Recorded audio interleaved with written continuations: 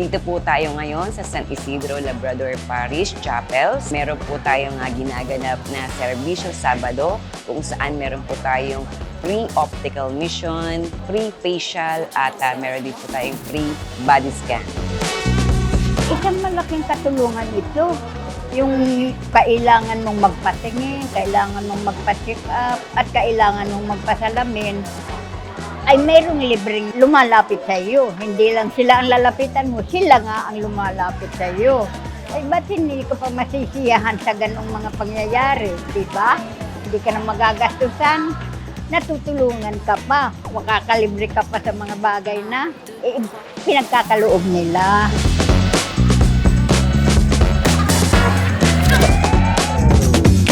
Nakita ko po kasi siya dun sa labas na nakatayo at gusto niyang pumunta dito para sa ating mga serbisyo ng Roselyn Foundation. Hindi daw ako po, in-approach ko po siya na pumasok po dito at yun nga, siya nagdalawang isip na pumunta dito dahil everybody's welcome naman po. Siya po ay nagpa-check up sa mata at yun nga, nabigyan po siya ng libreng salamin.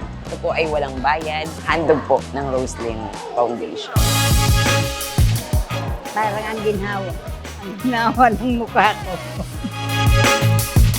Maraming salamat po sa Ate Roselyn. Sana pagpatuloy niya ang kagandahan din. Pagpapagamot sa mga mahirap. Maraming salamat sa foundation. Maraming salamat po sa mga tulong niyo sa amin na katulong po kayo ng malaki at marami po kayo natutulungang mga tao.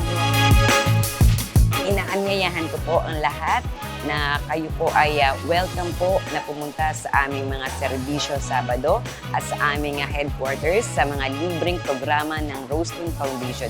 Ito po ay walang pinipili at everybody's welcome.